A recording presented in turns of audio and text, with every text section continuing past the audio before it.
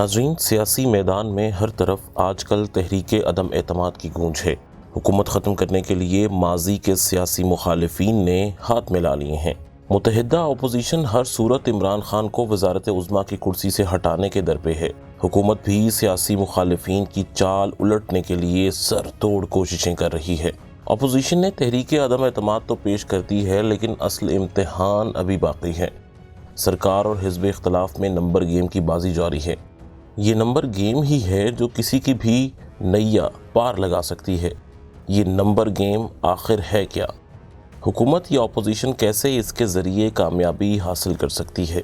عدم اعتماد کی تحریک کے لیے سیاسی کھلاڑیوں کو کون کون سے پاپڑ بیلنا پڑتے ہیں؟ اس تحریک کی کامیابی کے لیے آئینی طریقہ کار کیا ہے؟ کب، کیسے اور کتنی دیر بعد اس پر کارروائی ہو سکتی ہے؟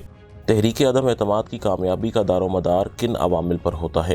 ان سب کے بارے میں بھی آپ کو بتائیں گے، لیکن اس سے پہلے یہ سمجھنا ضروری ہے کہ آخر تحریک عدم اعتماد ہے کیا؟ پاکستان میں اس کی تاریخ کیا ہے؟ کب، کیوں اور کس کے خلاف تحریک عدم اعتماد پیش کی گئی اور اس کا نتیجہ کیا نکلا؟ ناظرین، تحریک عدم اعتماد سے مراد وہ ووٹ یا وہ بیان ہے جو کسی سرکاری عہدیدار کے خلاف دیا جا سکتا ہے کہ یہ عہدیدار مزید اس منصب کو سنبھالنے کے لائق نہیں رہا۔ عدم اعتماد کا استعمال اکثر اس وقت ہوتا ہے جب کوئی عہدیدار کوئی ایسا اقدام اٹھائے جو آئین، قانون اور ضابطہ اخلاق کے خلاف ہو، یا ایسا اقدام جس سے ملک کی بدنامی یا نقصان ہو۔ پارلیمان میں اکثر عدم اعتماد کا بل حزب اختلاف کی جانب سے پیش کیا جاتا رہا ہے، جس پر ارکان پارلیمنٹ اپنا ووٹ دیتے ہیں۔ آئین کا آرٹیکل 95 ہمیں تحریک عدم اعتماد کے بارے میں بتاتا ہے۔ اس آرٹیکل کے مطابق قومی اسمبلی کے 20% ارکان وزیر اعظم کے خلاف تحریک عدم اعتماد لا سکتے ہیں۔ قرارداد پیش ہونے کے 3 دن بعد اور 7 دن کے اندر اس پر ووٹنگ ہوگی۔ عدم اعتماد کی قرارداد ان دنوں میں پیش نہیں کی جا سکتی جب قومی اسمبلی کا بجٹ اجلاس ہو رہا ہو۔ قومی اسمبلی کے اراکین کی اکثریت جو کہ 172 بنتی ہے، اگر اس قرارداد کے حق میں ووٹ ڈال دیں تو وزیر اعظم اپنے عہدے سے فارغ ہو جائے گا۔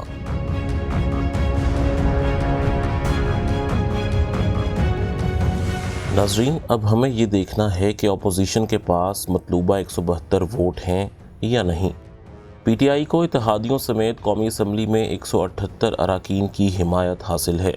ان میں پاکستان تحریک انصاف کے 155 اراکین، ایم کیو ایم کے 7، بی اے پی کے 5، مسلم لیگ کاف کے بھی 5 اراکین، جی ڈی اے کے 3 اور عوامی مسلم لیگ کا 1 رکن حکومتی اتحاد کا حصہ ہے۔ دوسری جانب قومی اسمبلی میں حزب اختلاف کے کل اراکین کی تعداد 162 ہے۔ ان میں اپوزیشن کی سب سے بڑی جماعت مسلم لیگ نون کے 84، پاکستان پیپلز پارٹی کے 57، متحدہ مجلس عمل کے 15، بی این پی کے 4، جبکہ عوامی نیشنل پارٹی کا 1 رکن شامل ہے۔ اس کے علاوہ 2 آزاد اراکین بھی اس اتحاد کا حصہ ہیں۔ اگر پارٹی پوزیشن دیکھی جائے تو حزب مخالف کو 10 مزید اراکین کی حمایت درکار ہے۔ جماعت اسلامی، جن کے پاس قومی اسمبلی کی 1 نشست ہے، انہوں نے فی الحال کسی کا ساتھ دینے کا اعلان نہیں کیا۔ اب حزب اختلاف نے حکومتی اتحادی جماعتوں مسلم لیگ کاف اور ایم کیو ایم کے علاوہ جہانگیر ترین گروپ پر بھی نظریں لگائی ہوئی ہیں۔ حزب اختلاف کی جماعتیں وزیر اعظم عمران خان کے خلاف تحریک کی کامیابی کے لیے ووٹ پورے کرنے کی غرض سے حکومتی اتحادیوں سے بھی ملاقات کر رہی ہے۔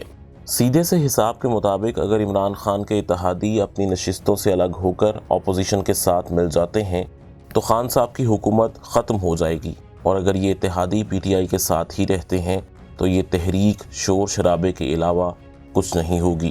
ناظرین، یہاں یہ بات بھی اہم ہے کہ اپوزیشن نے حکومتی اراکین کی حمایت کا بھی دعویٰ کیا ہے، لیکن یہ بات بھی بہت دلچسپ ہے کہ اگر حکومتی اراکین اپوزیشن کو ووٹ ڈالتے ہیں تو پارٹی وفاداری تبدیل کرنے پر یہ چند دن کے اندر اندر نااہل ہو سکتے ہیں، جبکہ اگر حکومتی اتحادی اپوزیشن کو ووٹ دیں تو آئین کے مطابق ان کے خلاف کوئی ایکشن نہیں لیا جا سکتا۔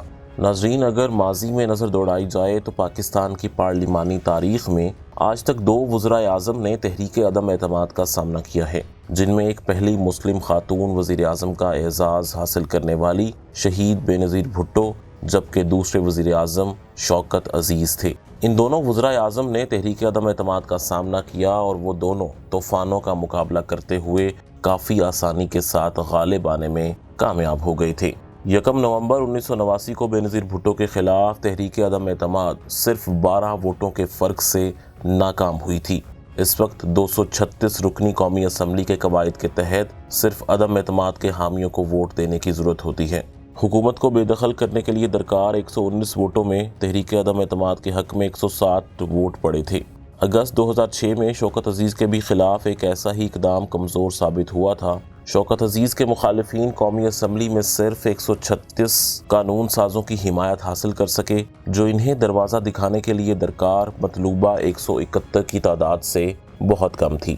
اگر وزیر اعظم سے ہٹ کر بات کی جائے تو صوبہ بلوچستان کے سابق وزیر اعلیٰ ثناء اللہ زہری کے خلاف 2018 میں تحریک عدم اعتماد پیش کی گئی، تاہم انہوں نے ووٹنگ سے پہلے ہی اپنے عہدے سے استعفیٰ دے دیا تھا۔ پاکستان تحریک انصاف کے موجودہ دور حکومت میں سینٹ کے چیئرمین محمد صادق سنجرانی کے خلاف 2019 میں تحریک عدم اعتماد پیش کی گئی، جسے ناکامی کا سامنا کرنا پڑا۔ تاہم 1985 میں غیر جماعتی انتخابات کے نتیجے میں وجود میں آنے والی قومی اسمبلی کے پہلے اسپیکر سید فخر امام کے خلاف پیش ہونے والی تحریک عدم اعتماد کامیاب رہی تھی۔ ڈسٹرکٹ نیوز نیٹ ورک کے ناظرین، ہم نے آپ کو تحریک عدم اعتماد کی تاریخ کے حوالے سے آگاہ کیا اور ساتھ ہی ساتھ یہ بھی بتایا کہ تاریخ عدم اعتماد کیا ہوتی ہے۔ امید کرتے ہیں آپ کو ہماری یہ ویڈیو پسند آئی ہوگی۔ اپنا خیال رکھیے گا۔ اللہ نگہبان۔